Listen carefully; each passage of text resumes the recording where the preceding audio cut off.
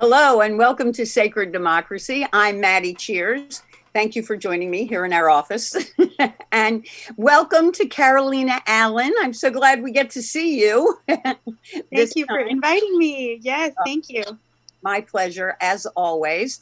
So, we are here today to talk about sacred schooling, homeschooling, reconnecting families, kids, and meaningful education. So, I invited Carolina, as it said in the lead in, she is a mom of seven. And she has been homeschooling all seven for a very long time. So, some of the things that people had asked me before we did the show to ask you was about what are your top recommendations for people who are just starting out with homeschooling, which is all of the country? Yeah, yeah, it's a really interesting time, and we're going from something that's been kind of a fringe thing to it's very mainstream now. I mean, this is how we're all getting by.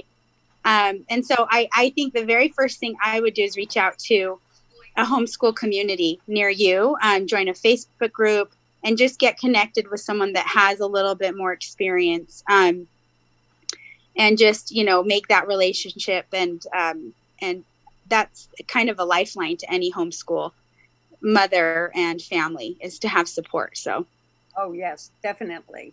And I know a lot of your support comes from your church-based community. So yeah. that I think is a really important thing. I think that to me anyway, I mean, especially as we face all this difficulty and all this uncertainty, I know the thing that keeps me going the most for me personally is my faith and my belief that this too shall pass and that there's some plan the creator has and I don't need to know what it is.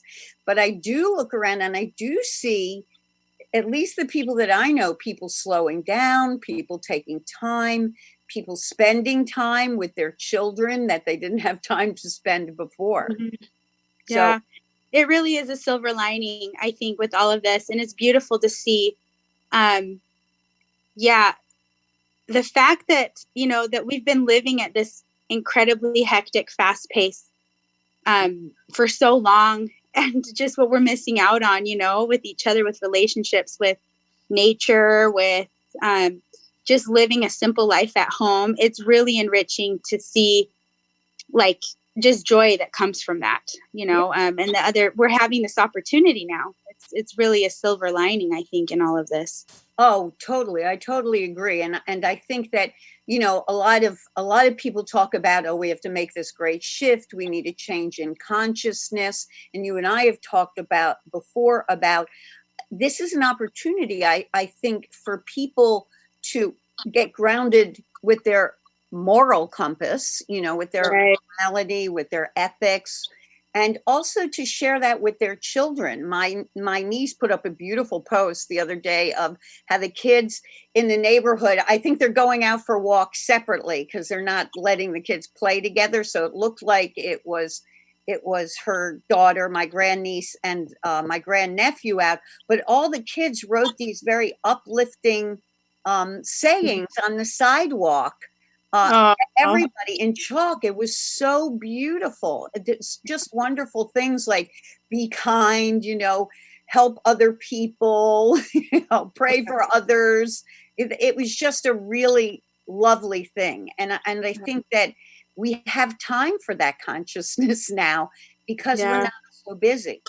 yeah, yeah. Yeah, and I think we have a chance now to reevaluate, um yeah, like our values. Like, what is it that really, really matters? Mhm. And at the end of the day, we're looking at our health, we're Right, looking at our family relationships and connections. We're missing that, physical proximity in that community, and it's making us cherish it all the more. right. And just the sacredness of time and being still, and that's not a wasteful thing, that being rushed and having to do all of these, infinite amount of minutia every day, that's not that important, is what we're realizing. And I Right. think that it is giving way for an opportunity to tap into a higher consciousness, just like you said. And I think that many of us, if we take this as an opportunity to lay our fears aside and just to focus on what we can control, which is our inner peace, and how we can share that with our children and loved ones, that we can come out of this really gaining some significant, like very substantial power, Yes. inner power. Yes, Yeah. and creativity. I heard this gentleman on the local news today talking about his restaurant and how he's had to shift to just delivery or drive-through, and he wanted to keep all of his employees. And he said, it's just I have to come up with a new business model, and I think I've got it. He said, I feel like I'm creating a whole new business. And he has such a positive attitude. He hasn't fired anybody. He's been able to keep everybody on board because of whatever he's come up with. Unfortunately, they didn't go into a lot of detail, but you could see a lot of cars driving through to get stuff. And then the other thing I thought about with people helping each other, we were listening this morning to one of the great courses. It's here at home. It's just me and my husband, and we watch a lot of great courses. And we're watching a lot more now. but we're watching one on the great philosophies and religions of the East. And it was talking about Chinese philosophy and this Chinese philosopher who believed in like an extended barter system.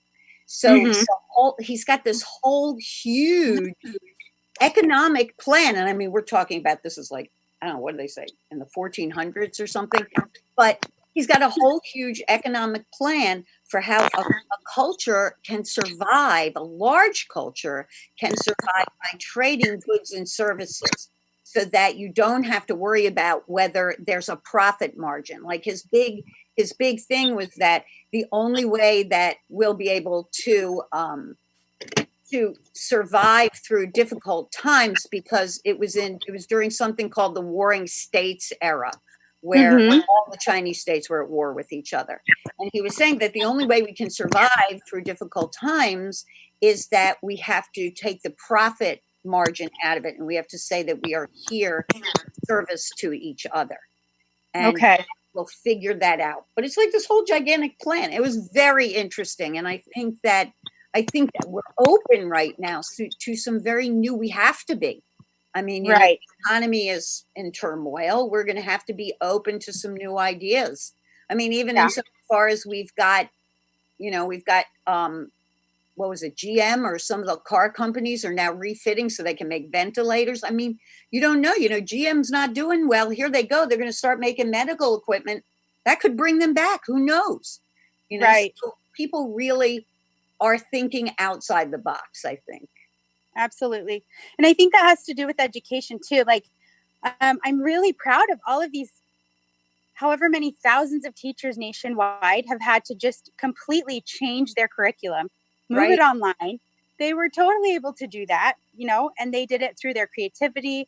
They did it by sheer grit and power. And all of these students, are able to still have some form of continuity with their classes. And I think, hats off to everyone that is having to be flexible and creative to make things work. And they sound happier. They're not restricted anymore by that core curriculum. They don't have to worry about the tests. Nobody cares about any of that anymore. It's just how do we get this information to the kids? Right. And then one parent had posted that she was going to do a schedule, and then she decided not to do a schedule, and she sort of has to do different things for different kids at different ages. Right. Yeah, absolutely. And I think one thing that's a beautiful thing about homeschool. And I think I've been reading a lot of how different parents are feeling that are kind of being thrown into this very suddenly, how different homeschool communities are trying to support and help. And I think one of the most beautiful things that as a parent you can gain is a sense of empowerment for what your child needs. Right. And I'm really impressed to see a lot of parents to say, this online curriculum is going to work for this child, but just journaling and reading is going to work for this child. And so that's what we're going to focus on. And so there's a lot of people that are going to say, look, I'm going to look at what the needs are for my family, and I'm going to be bold, and I'm going to do what is going to work for us. And I think for a lot of parents, it's like the authority of other people have always kind of stepped in, and maybe, um, we haven't exercised that parental stewardship for a while, because a lot of things that we've outsourced a lot, and Yeah. we've given the authority to other more professional people. But at the end of the day, when this crisis hits, we're able to look inward and say, I do know what's best for this child and for our family, and so I'm going to make decisions that are going to help us make it through this. And I think that's incredibly empowering.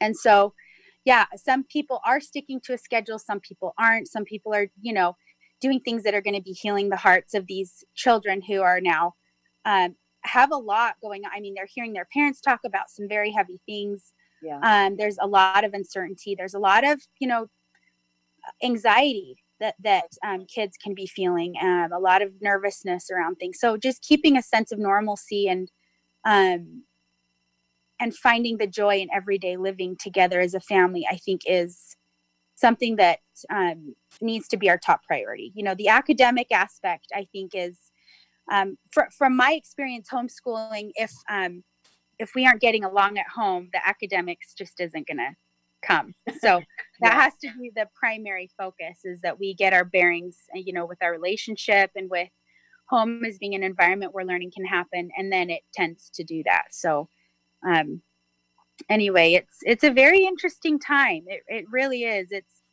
I think it's pushing us to our limits of what we're really made of, in many different fronts.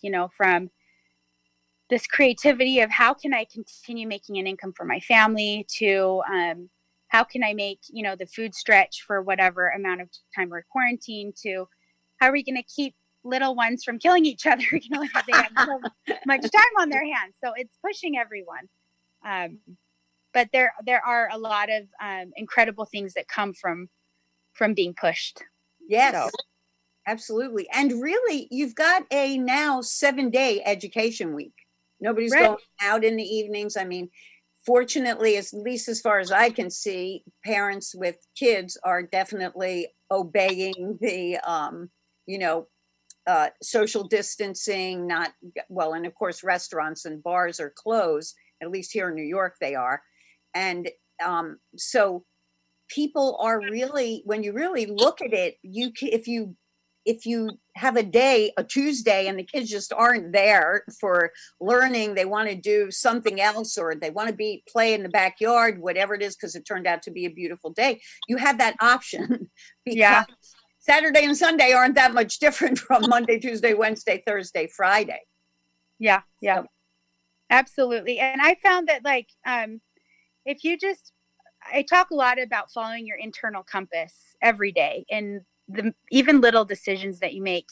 But if you're doing that on a regular basis, you're going to understand how, um, taking a child's lead can actually turn into one of the most, life changing opportunities to really discuss some powerful things with them. So even if you are playing in the backyard, they might ask a very profound question that mhm. will lead to some incredible discoveries that will take you down a different path, where the education can just spark from there. And, instead of doing a lot of the rote things like, let's finish this worksheet, let's log you into this thing, let's check it off, let's get it done. Um, you can really turn this sacred time into, um, discovering who it is that they really are, and what their mission on earth is. Like, what is it that makes them tick? How do they think about these things, and what's on their mind, and what do they want to know more about? And you have to kind of be willing to let go of the plan for the day, if needed. Yeah. So not be afraid of that, because, to tell you the truth, those have been the most important and crucial discussions I've been able to have with my kids. Is like, what's in your heart? What are you feeling? And then they'll open up to me, and it'll take us down this path, and this journey, that had I not asked certain questions and then allowed them to really share, um, we wouldn't have been able to discover some really important things, about who it is that they are and what they want to do with their lives. Yeah. And that fits right in with indigenous teachings, when they had the grandparents raise the children. Part of the grandparents' job in teaching the children between ages 3 and 10, usually they were with their grandparents because mom and dad were doing all the work they needed to do to keep everybody surviving and happy. So, but part of the job of those teachers was to watch the children and figure out what is their interest, what are they talented at, and what is it that they want to do. So even to the point where you could have a kid that's extremely good at aiming, let's say, but doesn't really want to be a hunter. So okay, you don't have to be a hunter. You could have a kid that's great at pottery, but doesn't really want to do pottery, just enjoys it. But okay, so you don't have to do that. Well, find the thing that's meaningful for you, because there's always something you can do to contribute to the community. And I just think the recognition of the fact that each one of us is born with a special gift inside, and as long as we as adults change our mindset to do what you just said, to make it so that we're listening to our kids, we're watching our kids and seeing what is going to give them a happy life, then we're going to raise some beautiful, wonderful, responsible, supportive, exciting, creative human beings that can run the world, and I think that's the whole point. Yeah. And I think that's where I feel like we've strayed with our educational system, is it's really become like a one size fits all. Like, let's just get everybody, skilled, and to push them into the tech industry is what I'm seeing a lot of. And yes, a lot of the, heavy handed, assessment driven kind of education. And I think that we're losing the spirit of what it means to seek to learn and to enjoy discovery, and we're actually losing like the souls of our children along the way. And so I'm really concerned about that. So I think that this is kind of a wake-up call, and that we, the people, as a sacred democracy, we can choose our value system. And if we choose true education and wisdom, not just know-how, and not just the what the world is kind of pushing and valuing. When we get to make those decisions, then what you said, we raise a generation of human beings that are fulfilled, that have a calling in life, and that can better support our human family with very precise gifts that are innate to them, that they are able to express. And so I think that we have an opportunity on our hands, kind of reevaluate what education means to us. Absolutely. I think this is the biggest opportunity we've ever had to do this, because we actually can see what our kids can do when they're not under the pressure of testing. And, you and I have talked about this before. I've talked about it before on the show, that there is zero evidence that testing is good for kids, that testing improves education. As a matter of fact, the opposite is true. And we have only kept doing this for economic and political reasons, because the testing companies spend a lot of money and do a lot of lobbying. The textbook companies, a lot of lobbying, a lot of giving money to candidates, so it's time for us to say, no, we're only teaching to maybe 20% of the kids. I mean, maybe it might even be less. And there's 11 different kinds of intelligences that humans have, not to mention spirit and emotion, and we're all different. There's no way to do that, to teach all of us in the same way. And when you see, we do a lot of private schools. As a matter of fact, next week we're going to do an online teepee building program for a private school, because of course we're not going into people's schools. We're doing it in our backyard, because that was the program they needed. And we're figuring out how can we offer stuff online, since we do That's great programs. And when I go into these private schools, I'm so impressed with the fact that they just don't, they have their own thing that they're doing. You know, they Yeah. don't have to do the core curriculum. They don't have to do anything that they don't want to do, you know, Hmm. and that they do a lot of this, a lot of personal creativity, a lot of group creativity. There's a, and their curriculum, you can call them, you can find out what they're doing. You know, there's a lot of innovation in the private school sector and the charter school sector. And I'm always amazed here in New York how they have this lottery to get into a charter school, and all these kids are brokenhearted when they don't get in, and all these parents are brokenhearted. And I always want to go, why aren't we just changing all the public schools to charter schools? And why aren't we telling the truth about what's really forced education, you know, Yeah. that Yeah. isn't considering our own children? Yeah. Yeah. Yeah. I think one thing that I'd love to see more of, um, as this pandemic, hopefully we can, flatten the curve and get things settled in that regard. But just the idea of community, because I do understand the need for, there are some parents that both work and children are at home, you know, and school is that place that they go to, but I think that when, from my experience, homeschool communities are quite strong and robust, and we've been able to help lots of families in very challenging situations, as a community. And so, single mothers, parents who both, deaths that have happened in the family, and I mean, lots of different situations. But through that community, you're able to lift the vulnerable population that we always talk about. And so I think that it's just broadening our idea of education, and just having many different varieties of what you can do is just really helpful for people, so they can pick and choose and say, an online education is what I think would be best for this child or our family or our situation this year, or, whatever it may be. But when you have a community that is looking out for a more holistic idea of education, then those opportunities are just, presented, and you can network together, you can ask questions, you can, find a lot of support,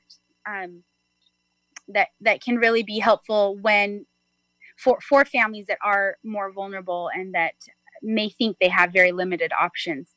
I would just say that a community can provide a lot broader options, other Well, options.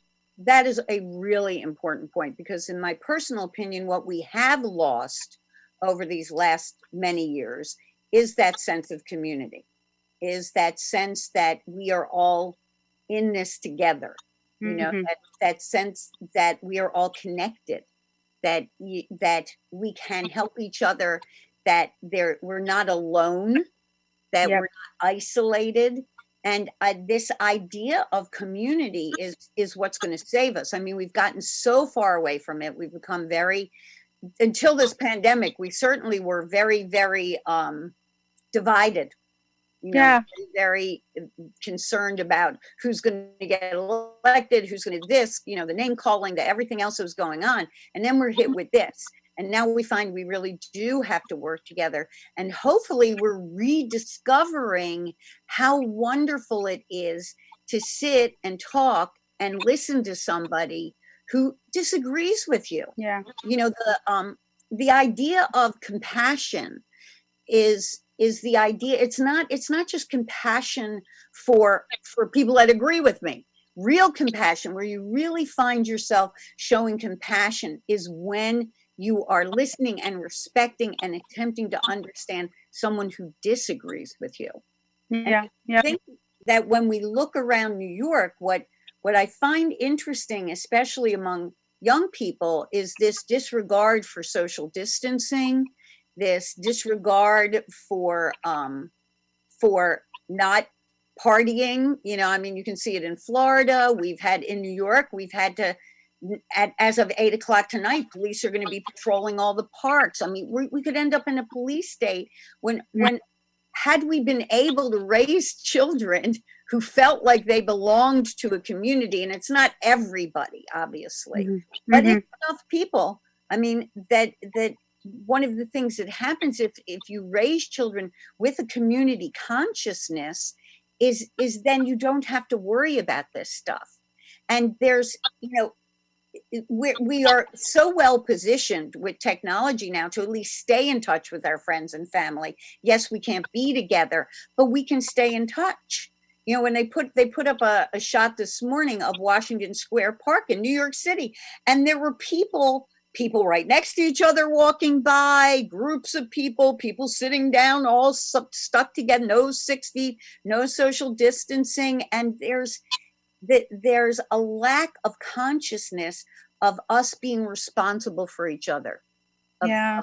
Ultimately, and part of that, I think, honestly, has to do with the breakdown of the family too. Yeah. Is that where you find people?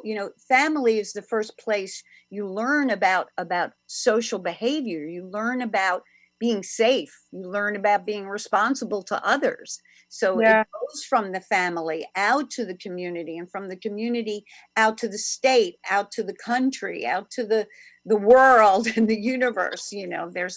There's a meditation in Qigong all about sending love. And you start with yourself, and you go to your family, and then you go to your community, and then you go to your state, and you go to your country, and you go to your hemisphere, and you go out and out and out, and then you bring it back in and in and in. And doing that every day, in a culture where that is a thing to do, really makes you conscious that you're not here alone. You do have a responsibility to other people. Yeah. And I love that, because as you go farther out, I think in this beautiful way that you described, you make like a generational kind of a connection. And that's what I think has been lost when I see people even just kind of flippantly, well, I'm young and I'm healthy, and this is an old person's disease, kind of a mindset, is that there isn't an honoring of our elders. Like, how could we even put them at risk? How could we even lose, in Italy, they're losing a generation with all of these deaths, and just a loss. This is a loss. Our elders are our most cherished, bearers of wisdom that can guide us along, that have had the most experience in their entire lives, that can look to us and guide us very carefully with their wisdom that's been acquired through a lifetime. And for us to, or for young people to kind of disregard that or not see that as valuable, I think is really telling how much we're missing that intergenerational link, and how individualistic and atomized we've become as a humanity. And so, yeah, this virus is really putting a lot of perspective in our sense of humanity and what it means to survive amidst this new challenge, but to not just, we can't survive alone. It's just impossible. I think that's what we're realizing, and it does take that responsibility to look out for one another and that compassion, that you're talking about. Right. So I think that if we can motivate each other, it's very unfortunate that it's in some states it's going to take armed guards to enforce these things. It is definitely something that's a little unsettling for me personally to see that. Oh, very. And the thing about losing that older generation is they've been through hardships worse than this. Yes. They have, they have just been, through World War II, through the Depression, through all kinds of things. So they have so much valuable information. And it's that idea that we are obligated to the next 7 generations based on the wisdom of the previous 7 generations that the Haudenosaunee talk about. Without that wisdom, we have no guideposts. We don't really know exactly what to do or where to go or whether or not we'll survive. Mm-hmm. But when you're talking to an older person who survived Auschwitz, the concentration camps, I mean, I think that's why when you look at a country like Israel, where they're really, they are so devoted to their elders, and they're doing everything they can to make sure that they're safe and healthy, and that they're the first ones to get resources. There's a reason for that. You're raised with that idea that this is a valuable resource we cannot let go of. And Yeah. we've been busy letting go of it. I mean, I think you and I talked before about this whole okay boomer attitude. You know, Yeah. I saw this post of somebody was, it was like a young person feeding a baby deer, and everybody was going, oh, it's so cute, it's so cute. And then a forest ranger came on and said, well, it's cute, but if you feed the baby deer and the mother smells a human on it, then the deer's going to die because the mother won't take care of the baby Yeah. anymore because she'll be afraid. And the response to that from these younger people was, okay boomer. It's like, really? Real if you think that baby deer is cute, don't you want it to grow up to be a big deer? If you don't have compassion for the person telling you the truth about what this means, then at least have compassion for the baby deer and stay away from them. Yeah. Yeah. It's interesting. It definitely is. And yeah, yeah, I'm just very much praying that we can keep our elders safeguarded through this, and our most vulnerable, immunocompromised family members and relatives and neighbors and community members. It's never even remotely worth our fun. You know what I mean? Like just a sliver of time of fun worth a lifetime of loss. It's just not worth it. And I would just really encourage anybody listening to inspire, if anyone that they know of is considering, disregarding all of the, guidelines that we're being advised to follow, just to inspire them to listen and pay attention, because it's someone's most cherished human being on the earth that could be at risk, so it's Right. worth it to just let go of a little bit of our fun or our plans, and just be thoughtful of others. Yeah. I mean, I think it would be absolutely great. Now, here's a project. It would be absolutely great to interview some of these homebound or nursing home bound elders and get them to tell their story of what their life was like in history. Oh, wonderful. We have a recording of my mom talking, my niece Emily, when she was little, she did an interview with my mother about what was life like in the 40s. And it's just so interesting, the thing that the different roles of women, what was expected of you, and from her point of view. So here you've got an elder teaching you history, but it's so personal and fascinating. Yeah. The things that she went through growing up in Brooklyn, New York, and being very, sort of lower middle class, and, but always feeling like she had to be dignified. It's just so interesting. And I was really this just occurred to me just now, not that any of us can go into nursing homes, but if you have an elder in your family that has like really interesting stories, to post it, get them to tell their version of what went on in history. I love that idea. In, I love that idea. And how much do little kids love listening to grandparents? They love it. Yeah. I mean, they really feel a connection when it's an older person. And I think that if you have an older person telling the story of their life, it brings the history to life. It's not just, and in 1945, this and this happened. It's well, this is how it happened to this person, and they survived. This is what happened during the last, the 1929 stock market crash.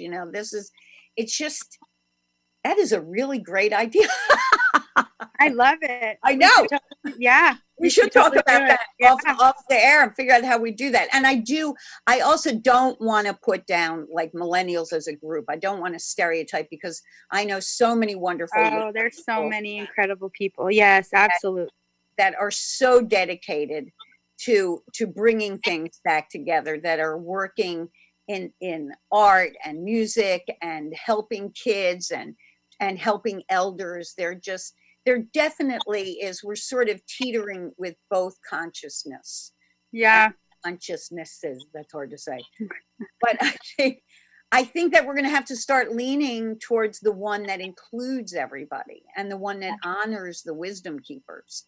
Yeah. Because to lose that generation, I mean, that anything else can be replaced. But like you said earlier, they cannot. And their story cannot. Yeah. I think capturing their stories and honoring them and giving them, it hurts my heart. In many indigenous cultures, as you know, our elders are our most cherished, generation, that we just have to sit at their feet and learn so much from them. But for many, the reality is, just a life of isolation and solitude where, their lifetime of experience isn't viewed as anywhere near as important as it is. And so I would love to have some kind of a movement to give them the legitimacy that they've earned through their lifetime, and to let them share their stories, and to listen intently and to learn from their stories. I think that's something that's so needed right now. I have my parents-in-law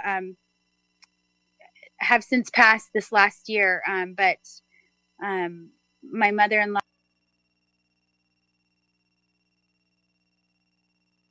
is from the Japanese kamikaze planes circling around her house on the hill. And my husband, his father, at the age of 17, had to join the army, or join the Navy, and was a gunner on a ship during World War II. And so it's, anyway, just very, very dear to my heart to be able to pass on those stories on to our children. Right. Absolutely. And if your children are interested in it, other children will be. And the interesting thing to me, since I've been working in schools and I do storytelling, legend style storytelling with the kids, is there was that I would always just say, my name is Maddi. And this had started happening probably about 5 or 6 years ago, maybe. Mm-hmm. And I would explain how it was the grandparents who were the teachers. And then one of the kids said, "Oh, so you're like Grandma Maddi." And I said, "Yeah, okay, I could be like Grandma Maddi. That works for me." And they love that. And it's like the whole class was really into it. They called me that all day long. And I bet they love that. Yeah, isn't that great? And then what I also found really interesting over the years of doing this is that you go into schools where the kids' grandparents aren't in the state, like they're retired in Florida or Arizona or something, and they don't know their grandparents. And that's usually at the more upper income levels. And those are the schools where like everybody will call me that. And then interestingly enough, I'll go into these more middle income schools, blue collar schools, that were what we would call a blue collar school, where the grandparents are around. You might even have a couple generations living in the house with you, and the kids don't adopt the name so quickly because they have grandparents. They'll makes sense. It's not that they won't hug me and love me and we won't have a great time together, but it's really interesting how it's different at different socioeconomic levels. And what I think personally, with what's going on economically, we're going to find ourselves living with a couple of generations. There are going to be people that are going to need to move into their kids' houses. I know there's a lot of panicking going on right now, but I'm going to share with you, as I say this, I want to share with you, years and years ago, I started working for a mental health facility. And we had the head of psychiatry there was a Dr. Yu. And he I went to his retirement meeting. It was one of the funniest retirements I've ever been to in my entire life. But it was funny and sad because when he got up to make his speech, he said, I'm retiring and moving back to South Korea because you Americans are insane. And we're talking, this is like 1985, I think. He said, you think you have the John Wayne syndrome. That's what he called it. You have to strike out on your own. You think that that's the way to do it. You have to make a success all by yourself. You leave your parents, you leave your community. He said, and then you wonder why you have the highest rate of mental illness in the world and the highest rate of heart disease, which I thought was really interesting because he's making that connection with the heart, you know, that, you know, you're leaving your heart, you're leaving your family, you're leaving your home, and you're thinking that whatever you're going to do, this making money thing is more important than that. And what was interesting in listening to this study of Asian religion this morning and philosophy is it was talking about how in their cultures, they don't view the heart and the mind as a separate thing. And in indigenous cultures, you know, they don't view it as it's the heart and the mind. The best way we could say it is heart mind. The best way you can say it for indigenous people is heart, mind, spirit. You know, I mean, it's like, it's just one thing to them. So I just found that so fascinating when he said that. The funny part of it, of course, was that everybody in the room was like, you could have heard a pin drop, because I don't think they quite expected that retirement speech. And I'd only been at the center for like 2 days. So I was like, yes, I love this guy. He's leaving. That's funny. Well, that is a lot. I think that's worth considering for sure. I grew up in a multi-generational household. My grandfather lived with us, and my aunt was surviving a divorce at the time. We were immigrating, and if it weren't for our whole, like, this extended family that was, like, you know, all living together, with cousins and my aunt and my grandfather, and at one point my grandmother from my dad's side came and lived with us because both my parents were working, and we wouldn't have made it as a family. So we have so much, like you said, you know, our hearts are tethered together. And that is a survival, a very powerful survival mechanism that's going to allow us to not just kind of make it, but to thrive amidst some very challenging times. Right. Exactly. So, Carolina, we have about 5 minutes. So I want to know if there's any last tips you want to give to people, any wisdom you have to share, or any last thoughts. Yeah, I would just like to share that now is a perfect time for any listeners out there to consider the wonderful opportunity that you have to perhaps connect with the divine, whatever it may be, whatever faith tradition is kind of tugging at your heartstrings right now, to really consider becoming more acquainted with the spiritual aspects of religion or the divine, or your sense of spirituality. It's now, and we need to do our part to share that light and that optimism and that hope with our children. And so I just invite you to just keep that possibility open. And as you're feeling maybe nudged to discover a little bit more, to be very liberal in how you impart that hope that you find, to do it very liberally with your children, because they're looking to us for some steadiness, for some security, and for some very profound questions to be answered. It doesn't mean we have to know all of the answers to these questions, but we have to be exemplars in their lives into not being afraid of asking some deep questions or going to some sources for those answers. And so I think that,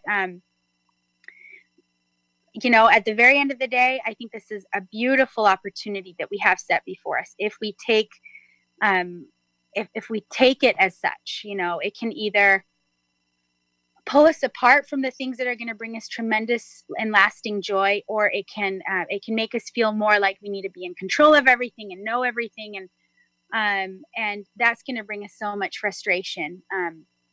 Or it can really open our hearts to evolving, just like what you were saying, you know, to this higher consciousness. We can really, use this time to do that, and to bring our family members along with us. And so anyway, I just really appreciate all that you do, Maddi. Our conversations are always, I just learned so much from you. Oh, thanks. Well, we're going to have to talk and see what we can do about our elder project.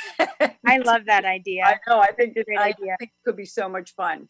So I want to thank all of our listeners today and all of you that will listen in the future. I especially want to thank Bobby Lacera for setting up Zoom, our producer, so that we could still bring you the show here, which is just so important. And we will see you next week. I especially also want to thank Carolina Allen, and I wish you and your wonderful family all the best and all good health. And to all of you out there, I wish you all the best, good health, and raised consciousness. So, social distancing works. It's a good idea. Get on your media. That's what it's for. That's we have it. Yay. So peace, love, and unity to everybody. And thank you. Just thank you all for listening. It's a good time to be alive. It is. Thank you. Thank you.